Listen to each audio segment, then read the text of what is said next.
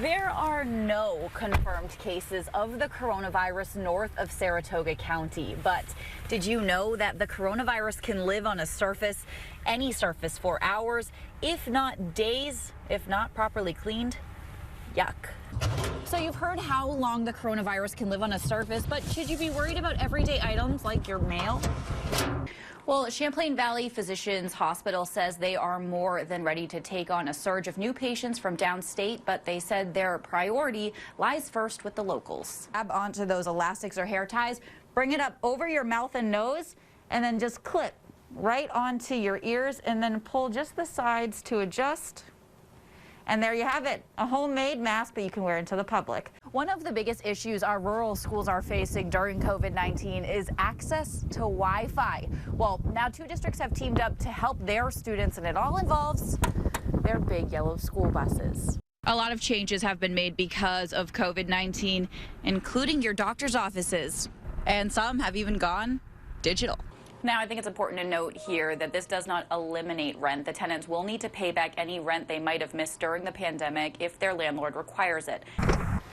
So what about when you're in the car? Do you need to wear your mask? Well, Dr. Rietzema says if you are alone in the car or with someone you live with, you don't need to keep your mask on.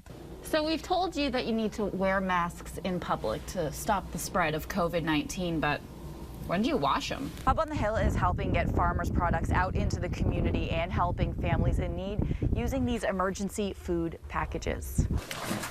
Over the last 3 weeks, these boxes have been filled up with fresh food and meals from North Country Farms to serve the people who need it in Clinton, Essex, and Franklin counties. COVID-19 has created a situation where we've gone from bad to much, much worse in terms of food access and food security. The emergency food packages is offered through Hub on the Hill and local nonprofit ADK Action to help people without easy access to grocery stores and those facing financial hardships. You add the pandemic crisis on top of that, and suddenly you have people that have new economic barriers to access. The program runs on grants from the Adirondack Foundation's Sudden and Urgent Need Fund and donations from the community. Their initial goal was to raise $55,000 for the program to deliver 1,000 meals to 100 people over 10 weeks. They've met that goal and surpassed it, setting a new goal of $130,000. We're at about 100,000 now, and if we are able to meet our goal, we'll be able to ramp up to 235 families a week. After the food is packed up and the truck is loaded, it's brought to pickup locations or delivered right to the recipient's doorstep. That's what happened here with this Waylandsburg delivery. The person receiving the food wants to remain nameless, but shares her gratitude for the program that helps feed her family. I greatly appreciate anything that I get from somebody. It just helps us with being able to pay our bills instead of having to pay for groceries. It's really nice. Mike Drew has been in the building biz over 30 years. The last 12, he's brought his expertise inside the classroom. I guess I'm the teacher. Drew heads the construction trade at CB Tech and is responsible for 29 11th and 12th graders. It's much different than it was before. He's had to restructure his course to all be done online, something that can be a little tricky for such a hands-on trade. I'm not tech savvy to begin with, so, making the videos and everything, I've definitely learned a lot. Drew began taping how-to videos at home and adding a little humor. Building that rapport with the students always been important, and so making them laugh is a good way to do that. He isn't the only teacher rolling with the changes. Culinary arts teacher Tanner Senecal also demonstrating for his students. It's a little corny and a little cheesy, but they like that. It gets them, laughing in this situation. Senecal has been at the school 3 years, but is a lifelong chef.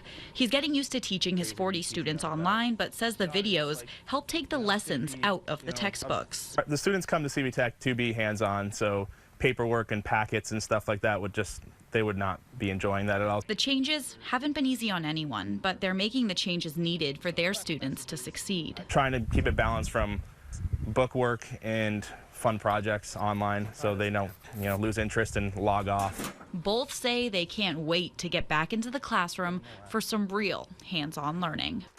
In Plattsburgh, I miss them all. Kelly O'Brien. I can't wait to see them again. Hopefully it's this year. Channel 3 News.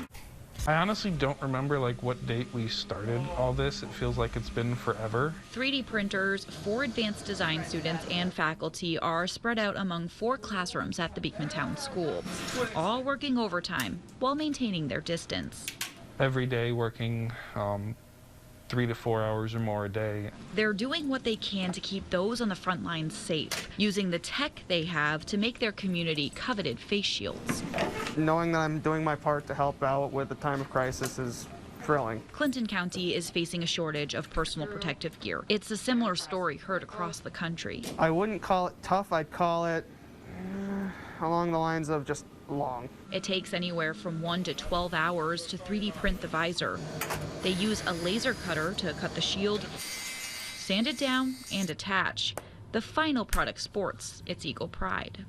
The cost of the shields are covered by school grants, and the students are getting more than just a grade for their work. Students get paid $15 an hour. The fact that we're getting paid just adds to the benefit. ETS staffing is paying the students from their Ready for Real program, funded by the state. The goal is to show students how education and hands-on learning can prepare you for life outside school. That's really, to me, what education is. How do I take what I love and apply it to the world when I'm needed? And that's exactly what they're doing. A photo captures a moment and makes it last a lifetime. You can use your phone or with a camera. A local photography company is documenting the families living through COVID-19, and they're helping fight the pandemic at the same time. Ready, guys? One more big smiles. The Favreau family fills their porch for a new family photo. Our family takes a lot of pictures. But this family photo is a little different than the rest. Photos are a way of memorializing good and bad things, and I think both of those things are important. Hey, beautiful. This one, of them quarantined in their home with no end in sight. Kind of a nice way of documenting that together time that is rare in our society. But the two behind the camera are not charging their usual rate for family photos. These pictures, all on front porches, are by donation only. It became clear really quick who we wanted to donate it to. Families can keep their photos, but their money is going to the local hospital, helping the community in these tough times. This is hitting close to home for us, and I can tell you, everybody that's dealing with this is a hero right now, but the hospital workers are literally putting their lives on the line every day to save people. The families are encouraged to take a photo that shows their appreciation for the ones who might not be able to spend this time with their loved ones. It's a privilege, right? To get to stay home and be with your family. Because they are working on the front lines, protecting your life. There you go. In Plattsburgh. They need everything we can do for them. Kelly O'Brien. It's a miracle what they're doing over there. Channel 3 News.